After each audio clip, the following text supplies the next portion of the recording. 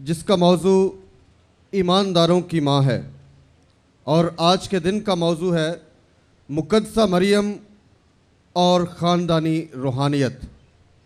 اس موضوع پر روشنی ڈالنے کے لیے میں ایک ایسی ہستی کو دعوت دے رہا ہوں جو کسی تعارف کی محتاج نہیں۔ محترم جناب ریورنڈ فادر سرفراز سائمن پشاور میں پیدا ہوئے اور اپنی ابتدائی تعلیم مکمل کرنے کے بعد 1990 میں انہوں نے سیمنری جوائن کی اور سن 2000 میں کاہن بننے کے لیے تعلیم مکمل کر کے کاہن کے عہدے پر سرفراز ہوئے۔ کاہن بننے کے بعد فادر سرفراز سائمن نے مختلف شہروں میں اپنی خدمات سر انجام دی ہیں، جن میں سرگودا، واکنٹ، اسلام آباد ہے، اور کچھ عرصے کے لیے اعلیٰ تعلیم حاصل کرنے کے لیے وہ بیرون ملک چلے گئے اور 2009 میں واپس پاکستان آ کر خداوند کی اور خداوند کی کلیسیا کی خدمت جاری کی، اور اس وقت سے لے کر آج تک وہ سینٹ جوزف کیتھیڈرل راولپنڈی میں بطور ریکٹر اپنی خدمت سر انجام دے رہے ہیں۔ آپ سب کی تالیوں میں دعوت دیتا ہوں محترم جناب ریورنڈ فادر سرفراز سائمن۔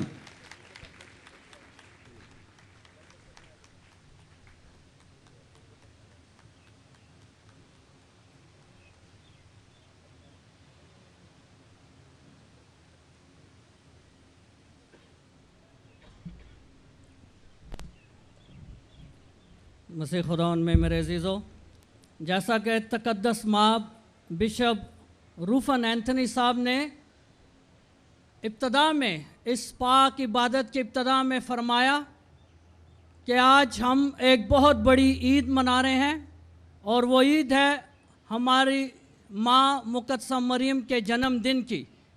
لہٰذا آج ہماری ماں مقدسہ مریم کی سالگرہ ہے۔ ہم زوردار تالیاں بجا کر انہیں وش کریں گے ہیپی برتھ ڈے۔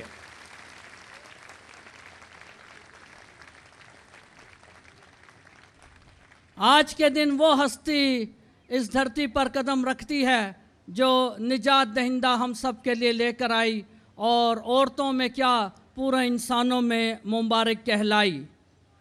مقدسہ مریم کے بیٹوں اور بیٹیوں، آپ کا اتنی بڑی تعداد میں یہاں جمع ہونا، نذرانہ چڑھانا، دعائیں کرنا اور مقدسہ مریم کی شان میں گیت گانا، یہ صاف ظاہر کرتا ہے کہ آپ مقدسہ ماں مریم کے حقیقی پرستار اور عقیدت مند ہیں، جو یہاں جلیل القدر فرشتہ جبرائیل کے ساتھ مل کر مقدسہ مریم آسمانوں کی رانی اور دو جہان کی ملکہ کو سلام پیش کرنے آئے ہیں۔ آپ کی مقدسہ مریم کے ساتھ عقیدت اور عزت دیکھ کر دل بے اختیار کہہ اٹھتا ہے کہ ہر جھولی اٹھ رہی ہے ایک اسی سمت، ہر یاتری بیدار ہے مریم کے واسطے، اس کے زیارتیوں پر ذرا غور کرو، سارے جہاں کا پیار ہے مریم کے واسطے۔ بولو مقدسہ ماں مریم کی۔ اور میں اس مبارک اور عظیم ترین عید کے موقع پر مقدسہ ماں مریم کا اتنا بڑا اجتماع کرنے کے لیے زیارت مقدسہ مریم کے تمام جو بھی منظمین ہیں ان سب کو بھی خراج تحسین پیش کرتا ہوں، اور ان کو بھی اتنا اچھا اور اعلیٰ انتظام کرنے پر مبارکباد پیش کرتا ہوں۔ ان سب کے لیے بھی بھرپور تالیاں۔ آج جیسا کہ آپ کو 2-3 بار بتایا گیا پہلے کہ آج کا جو موضوع ہے وہ انتہائی اہم موضوع ہے، بہت ہی اعلیٰ اور افضل موضوع ہے، اور وہ موضوع کیا ہے؟ مقدسہ مریم اور خاندانی روحانیت۔ ہم سب کا تعلق کسی نہ کسی خاندان سے ہے، اس لیے یہ موضوع ہم سب کے لیے بے حد اہم اور ضروری ہے۔ مقدسہ مریم اور خاندانی روحانیت۔ लफ्ज़ रूहानियत रूह से निकला है और रूह देने वाला, रूह हम में बसाने वाला, रूह हम में उंडेलने वाला खुदा बाप है। खुदा बाप तकवीन की किताब में लिखा है, और खुदा ने आदम के नथनों में अपनी सांस फूंकी, सांस फूंकी, दम फूंका, जिसे इब्रानी ज़ुबान में रूहा कहते हैं, और इसी से रूह निकला है और रूह से लफ्ज़ रूहानियत निकला है। लिहाजा हमें रूह देने वाला और हमारे अंदर रूह पैदा करने वाला खुदा है। लिहाजा खुदा के बग़ैर रूहानियत की बात करना फजूल है। खुदा के बग़ैर रूहानियत के मौजू पर गौर करना भी मजाक है। और हम सब यहाँ पर मुक़द्दसा माँ मरियम की ज़ियारत पर, इस मुक़द्दस जगह पर मजाक करने नहीं आए, बल्कि संजीदा रहने के लिए आए हैं, दुआ करने के लिए आए हैं, गौर करने के लिए आए हैं, खुदा बाप को खराज तहसीन पेश करने के लिए आए हैं कि उसने मुक़द्दसा माँ मरियम जैसा आला और अफजल तोहफ़ा हमें अता किया। जिस खुदा ने इंसान को अपना रूह और रूहानियत का इल्म दिया, उसी खुदा ने इंसानी ख़ानदान की बुनियाद भी रखी है।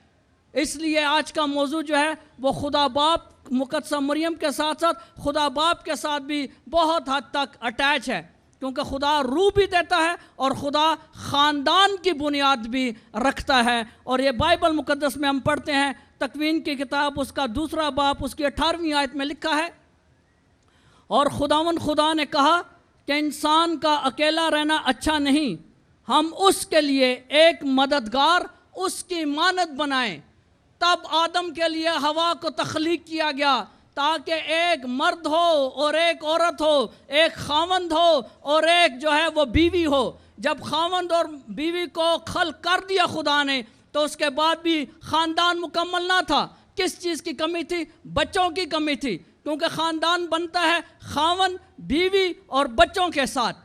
तब खुदा ने एक और बात कही, और खुदा ने उन दोनों को बनाने के बाद उनको बरकत दी, और खुदावंद ने उनको बरकत देकर कहा, फलो और बढ़ो और ज़मीन को महमूर और महकूम करो। यानी कि अब तुम दोनों मियाँ बीवी बन चुके हो, तुम्हारा निकाह हो चुका है, बरकत तुम्हें मिल चुकी है, अब जाओ और खुदा के नाम पर जो है वो दुनिया की आबादी को बढ़ाओ, बढ़ो, फलो फूलो, बच्चे पैदा करो और ख़ानदान जो है वो मुकम्मल करो।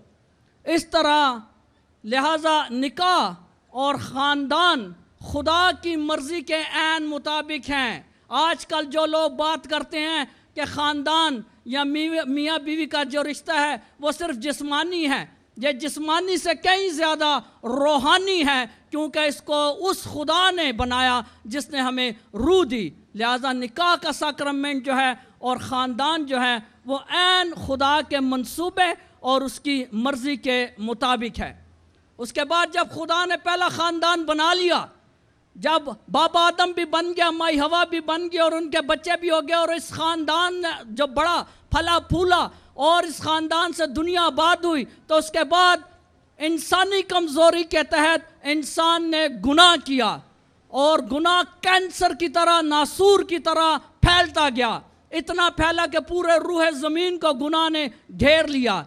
तब खुदा ने इस ज़मीन को, इस कायनात को गर्क करने का सोचा, और इस ज़मीन पर पानी बरसाया, और पानी के साथ जो है इस पूरी कायनात को जो है एक बार फिर तहस नहस करके रख दिया। लेकिन सैलाब से पहले, इस अजीम सैलाब से पहले खुदा एक शख्स को पर नज़र करता है, और वो शख्स कौन था? हज़रत नूह।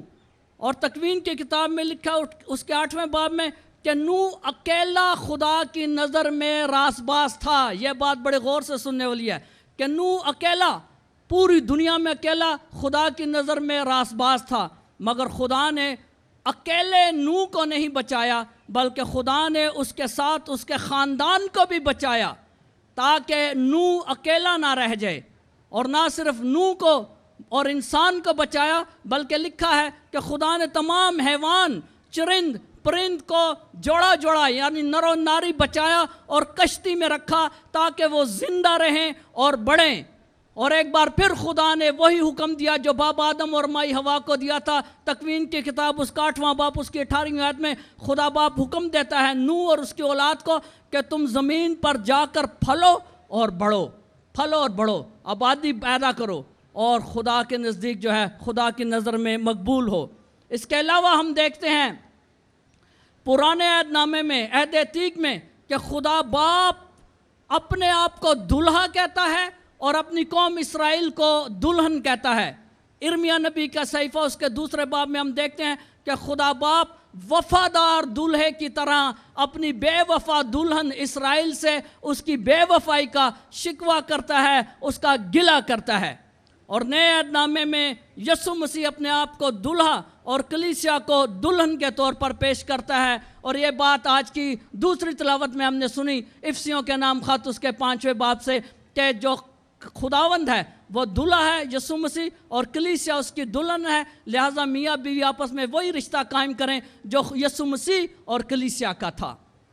لہٰذا مسیح خداوند میں میرے عزیزو، خدا نے انسان کے ساتھ اپنا پیار ظاہر کرنے کے لیے کوئی اور رشتہ نہیں چنا، کوئی اور رشتہ نہیں چنا۔ اس نے اپنا گہرا پیار انسان کے ساتھ ظاہر کرنے کے لیے میاں بیوی کا رشتہ چنا۔ اب سوال یہ ہے کہ کیوں صرف میاں بیوی کے رشتے کے ذریعے خدا جو ہے وہ اپنا پیار ظاہر کرنا چاہتا ہے؟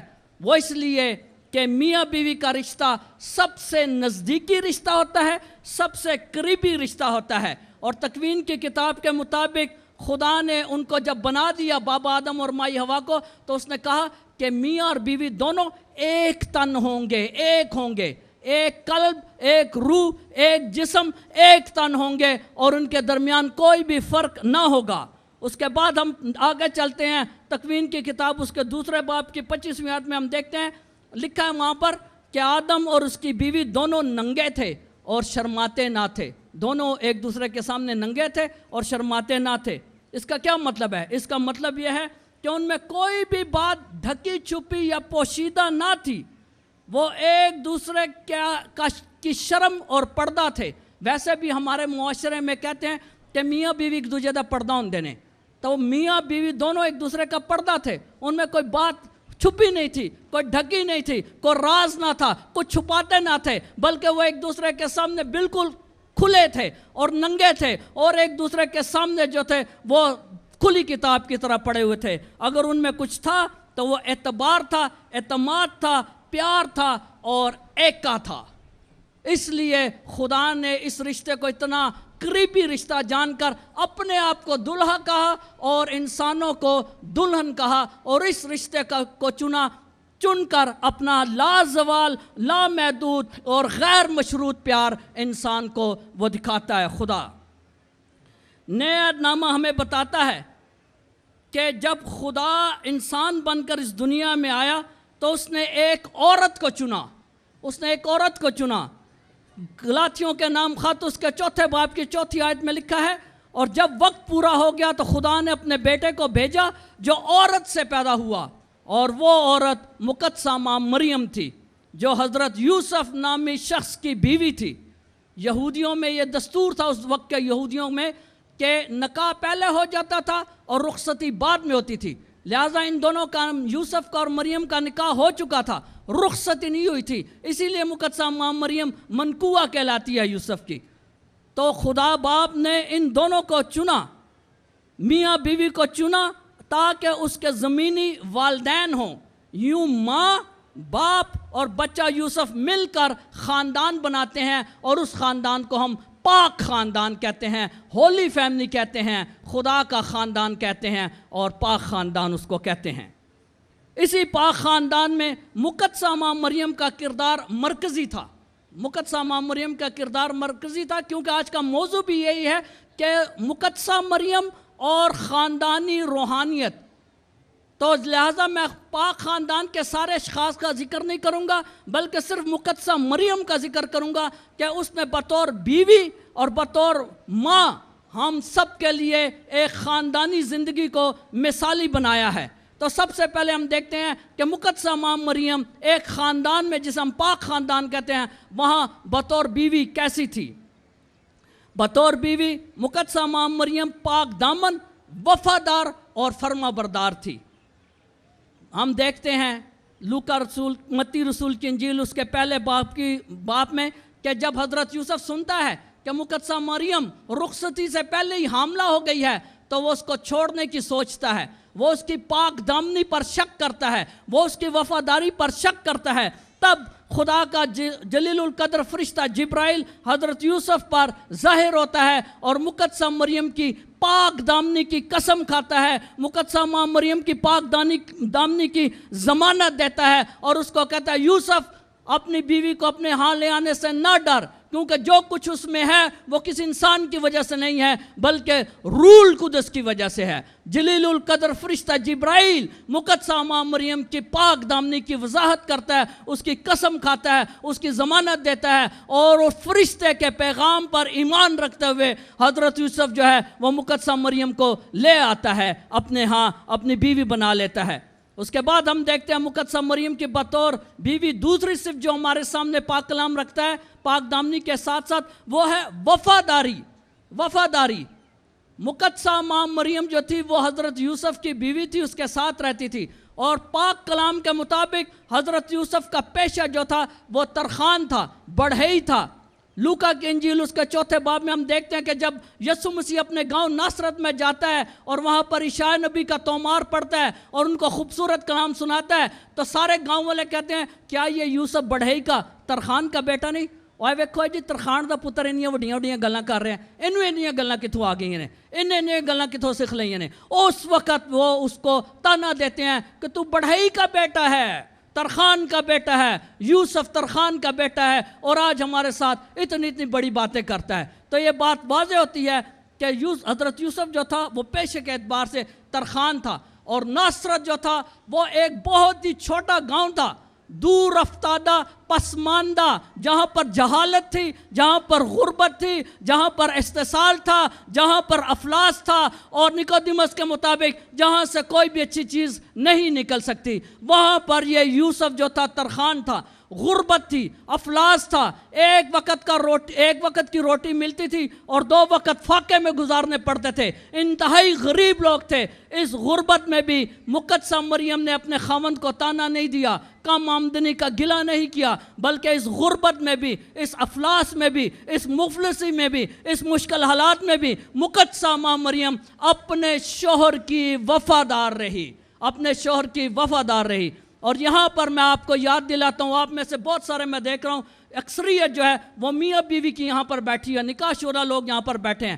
نکاح کے وقت کون سے وعدے کیے جاتے ہیں؟ دونوں میاں بیوی پاک کلام پر ہاتھ رکھتے ہیں, پاک الطار کے سامنے, کاہن کے سامنے, کلیسیا کے سامنے کون سے وعدے کرتے ہیں؟ کسی کو پتہ ہے اپنے نکاح کے وعدوں کا؟ یاد ہے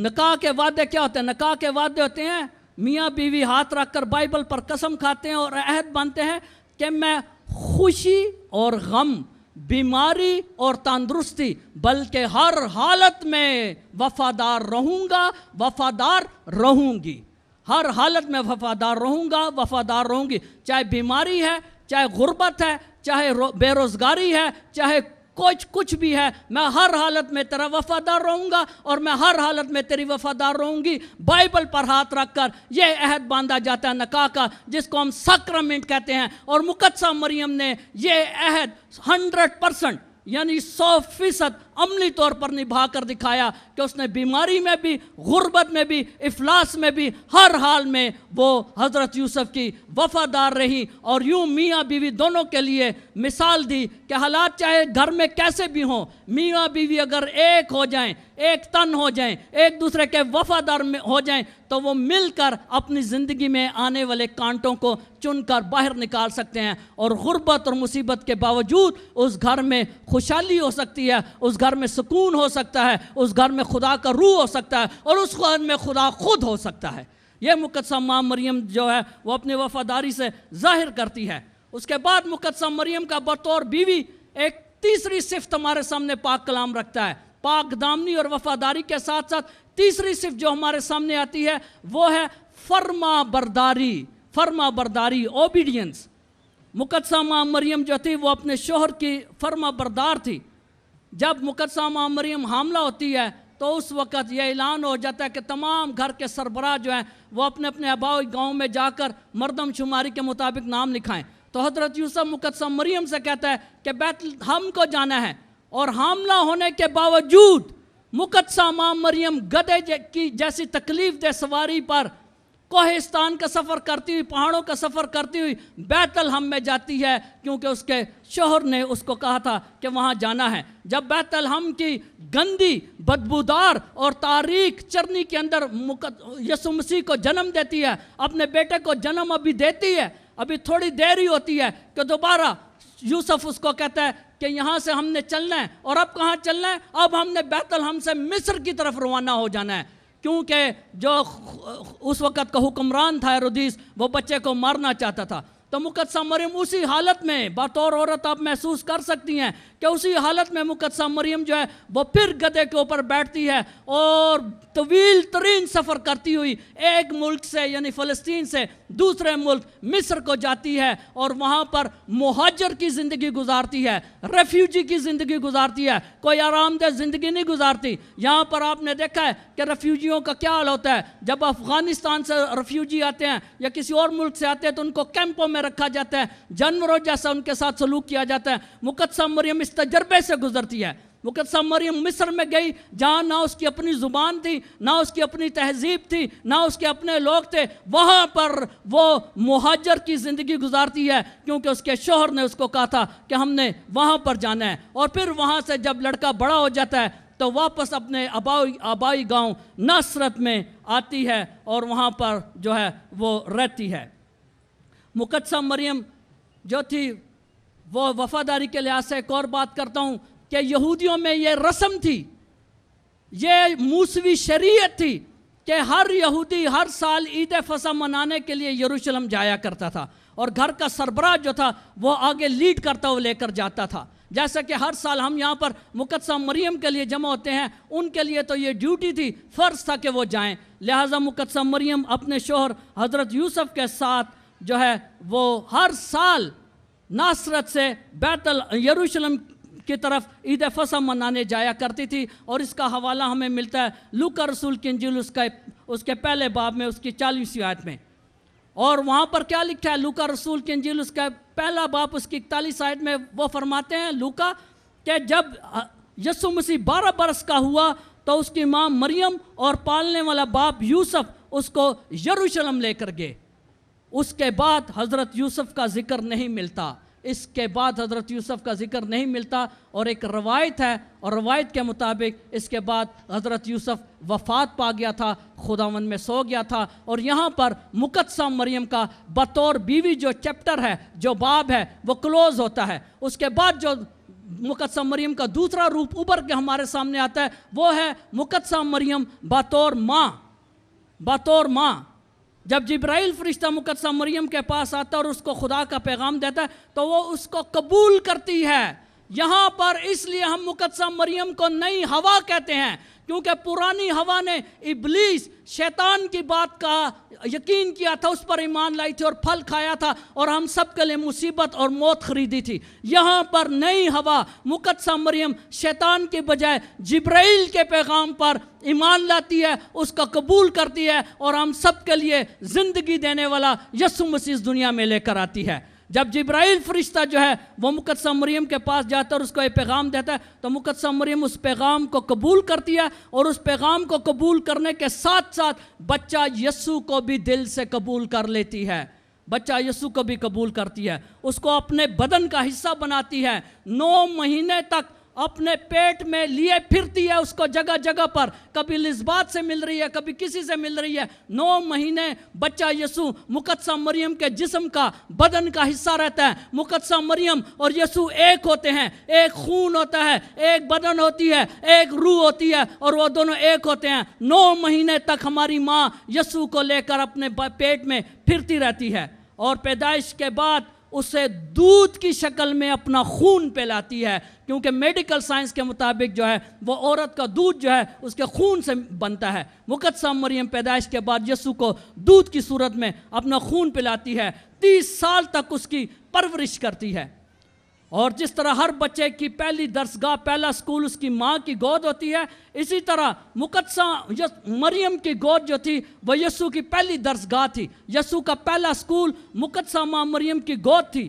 مقدسہ مریم نے بچہ یسوع کو مذہبی، اخلاقی اور معاشرتی تعلیم اور رسم و رواج سے روح شناس کرایا تھا، اور ہم دیکھتے ہیں کہ کلوری کے اوپر جب یسوع مسیح مر رہے تھے تو لکھا ہے کہ وہاں پر اس کا چوغا جو بن سلسلایا تھا اس کو لے کر وہ آپس میں بانٹ دیتے ہیں. یہودی رسم کے مطابق, یہودی روایت کے مطابق جو تھا وہ جو بن سلایا چوغا ہوتا تھا وہ یہودی ماں اپنے بیٹے کو دیتی تھی جب وہ جوان ہوتا تھا. لہٰذا اس وقت جو چوغا خدا یسوع مسیح جو پہنا ہوتا ہے 4 جامہ وہ مقدسہ مریم کے ہاتھ سے بنا ہوا تھا. یسوع مسیح نے لوکا رسول کی انجیل کے مطابق, لوکا رسول کی انجیل اس کا 23واں باب, جب آخری کلمہ جو کہا تھا یسوع مسیح نے, آخری کلمہ کیا کہا تھا یسوع مسیح نے؟ یسوع مسیح نے صلیب پر آخری کلمہ کہا تھا, اے باپ میں اپنی روح تیرے ہاتھوں میں سونپتا ہوں. یہ جو تھا, یہ الفاظ جو ہیں یہ اصل میں زبور ہیں. زبور 30 اس کی 6 آیت ہے جو یسوع مسیح پڑھتے ہیں. اور یہ دعا, یہ زبور اس کو مقدسہ ماں مریم نے سکھایا تھا. ہر یہودی ماں اپنے بچے کو یہ زبور اور یہ آیت سکھاتی تھی, اور ہر یہودی بچہ سونے سے پہلے یہ زبور, یہ آیت کہ اے خدا میں اپنی روح تیرے ہاتھوں میں سونپتا ہوں پڑھ کر سوتا تھا.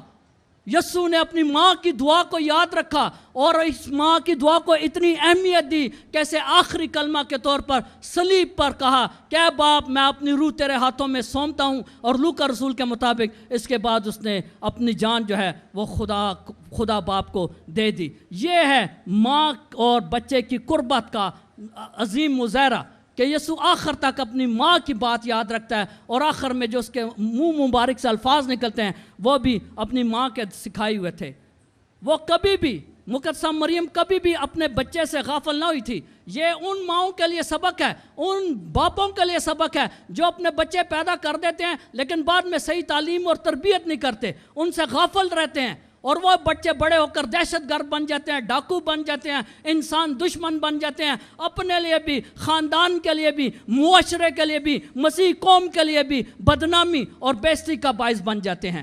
مقدسہ مریم اپنے بچے سے غافل نہ ہوئی تھی, یہ بات اپنے ذہن میں رکھیں کہ, اور اس کا ثبوت بھی ہمیں پاک کلام میں ملتا ہے. پاک کلام میں ہم لوکا رسول کی انجیل اس کے 2 باب میں پڑھتے ہیں کہ جب حضرت یوسف اور مقدسہ مریم یسوع مسیح کو لے کر ہیکل کی طرف جا رہے ہوتے ہیں, اور ہیکل میں جب اس کو نظر کرنے کے بعد واپس آتے ہیں تو اس وقت بچہ ان سے کھو جاتا ہے, گم ہو جاتا ہے. اب میں آپ کو بتاتا ہوں کہ جب اس دور میں لوگ قافلوں میں سفر کرتے تھے, کھچروں پر, گھوڑوں پر, گدھوں پر یا پیدل سفر کرتے تھے, اور سارے ایک خاندان کی شکل میں, ایک گاؤں کی شکل میں, ایک قبیلے کی شکل میں مل کر قافلہ بناتے تھے اور سفر کرتے تھے. جیسے آپ سب یہاں پر آئے ہیں, آپ بھی بسوں میں آئے ہیں, کچھ پیدل آئے ہیں, کچھ سائیکلوں پر آئے ہیں, کچھ موٹر سائیکلوں پر آئے ہیں, قافلوں کی صورت میں آپ لوگ آئے ہیں. اور قافلے آپ نے کیسے بنائے تھے؟ اپنے اپنے علاقے میں مل کر, ان لوگوں کے ساتھ آپ نے مل کر قافلے بنائے تھے جو آپ کے علاقے کے ہیں,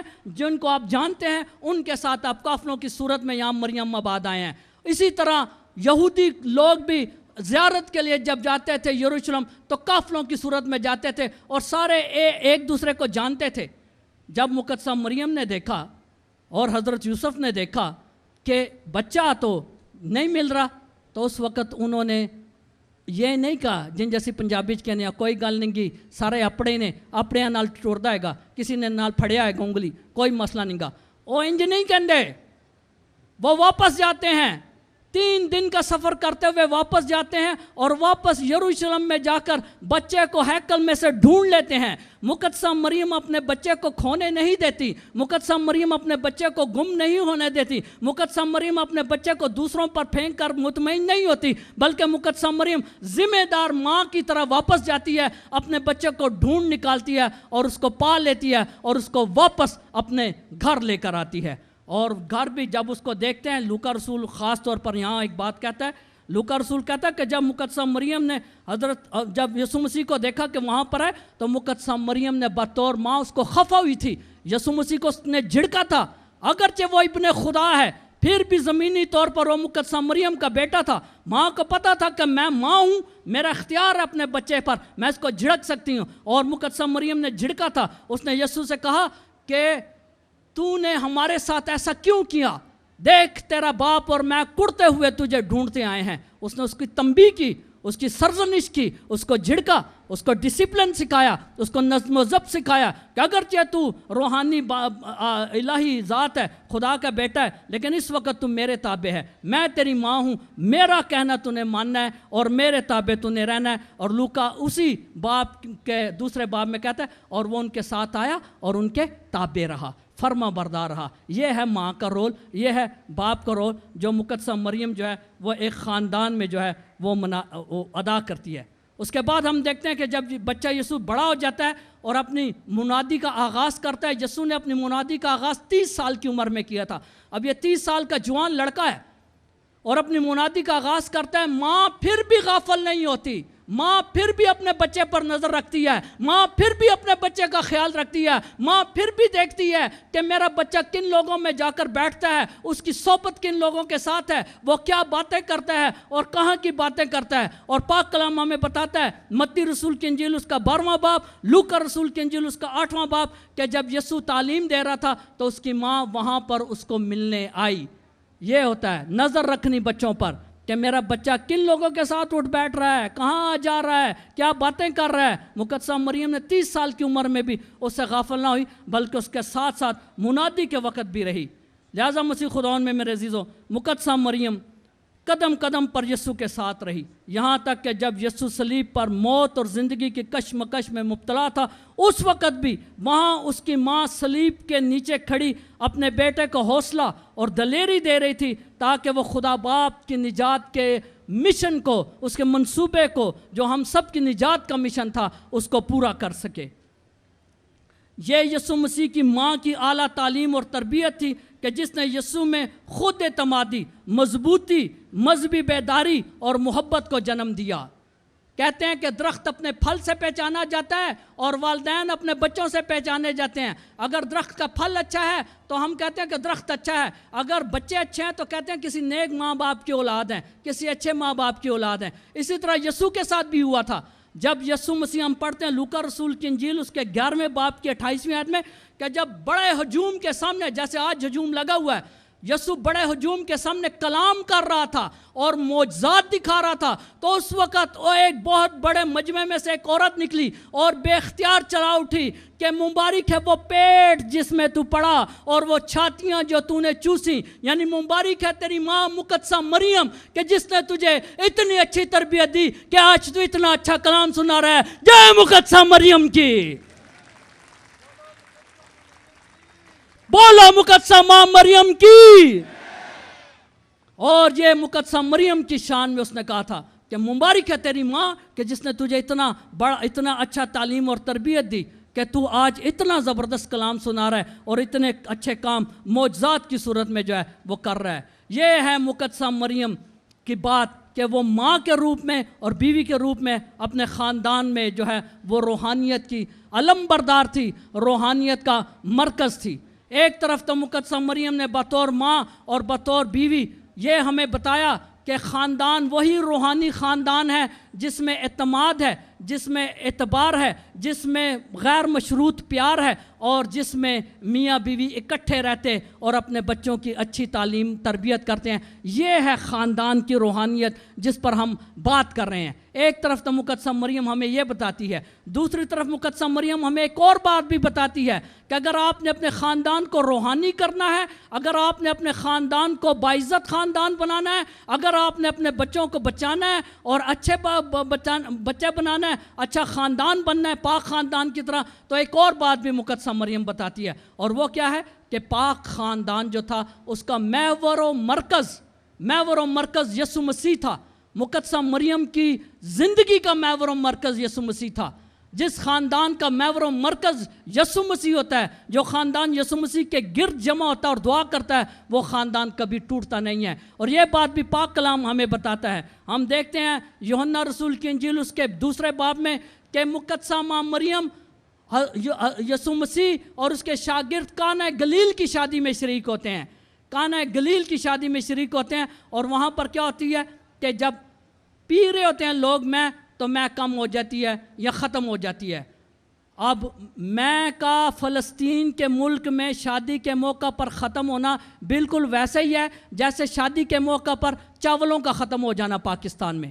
تو جب شادی کے موقع پر چاول ختم ہو جاتے ہیں تو لوگ گھر والوں کی بےزتی کرتے ہیں, ان کو تانے دیتے ہیں, اور روٹی نہیں کھوانی سجے تو کیوں بلا لیا سجے, اور انہیں لوگوں نے بلا لیا جے, چول تو نے تھوڑے پکائے نے, لڑائی ہو جاتی ہے. خوشی جو ہے وہ غم میں تبدیل ہو جاتی ہے, امن جو ہے وہ لڑائی میں تبدیل ہو جاتا ہے, لوگ بدامنی کا شکار ہو جاتے ہیں, محفل جو ہے وہ دھرم برم ہو جاتی ہے, خاندان کی عزت جو ہے وہ تار تار ہو جاتی ہے. وہاں پر بھی کچھ ایسا ہی سما ہونے لگا تھا کہ میں کم ہو جاتی ہے.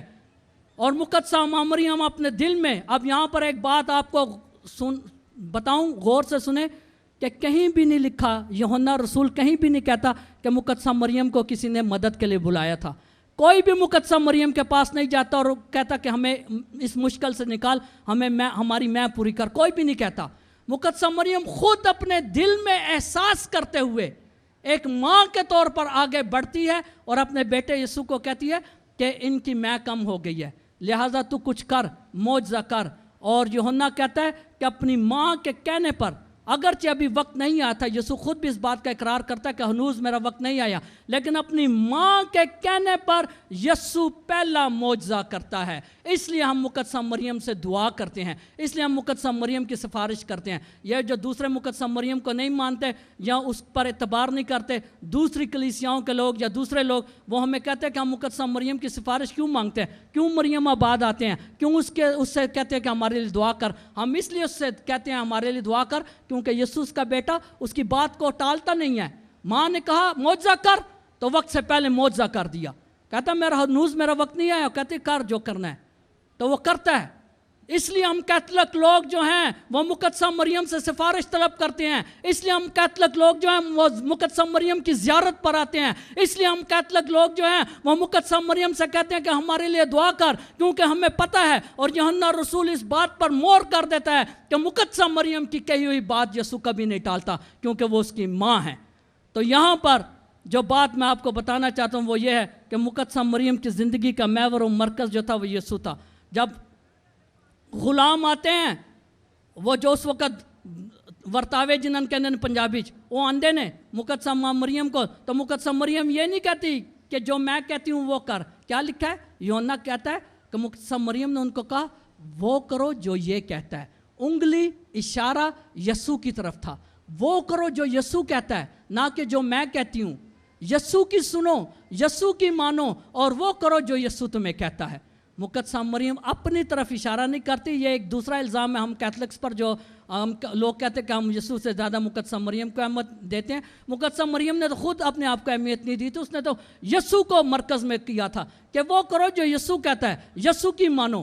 لہٰذا مقدسہ مریم اس وقت یسوع کو آگے کرتی ہے اور اپنے آپ کو پیچھے کرتی ہے, جیسے یوحنا سباغی کہتا ہے ضرور ہے کہ وہ بڑھے اور میں گھٹوں. مقدسہ مریم کا جو تھا وہ زندگی کا محور و مرکز, اورینٹیشن جو تھی, سینٹر جو تھی, وہ یسوع مسیح تھا. اور اس کے بعد ہم دیکھتے ہیں کہ جب یسوع مسیح دکھ اٹھانے اور جی اٹھنے کے بعد دوبارہ آسمان پر جاتا ہے, تو مقدسہ مریم ایک ماں کی طرح, رسولوں کے اعمال کی کتاب اس کا پہلا باب اس کی 14ویں آیت میں لکھا ہے کہ مقدسہ مریم ایک ماں کی طرح پہلی کلیسیا کے ساتھ مل کر, رسولوں شاگردوں کے ساتھ مل کر ایک کمرے میں دعا کر رہی تھی, اور وہ دعا میں مشغول تھے, اور مقدسہ مریم کی سفارش تھی, اور مقدسہ مریم کی دعا تھی, اور مقدسہ مریم وہاں پر ماں بن کر ان کے لیے منت کر رہی تھی. اور اس دعا کا نتیجہ تھا کہ روح القدس آگ کی سی زبانوں میں ان پر نازل ہو جاتا ہے. یہ مقدسہ مریم کی دعا کا نتیجہ تھا. مقدسہ مریم پہلے اپنے خاندان کے ساتھ دعا کرتی ہے, پاک خاندان کے ساتھ,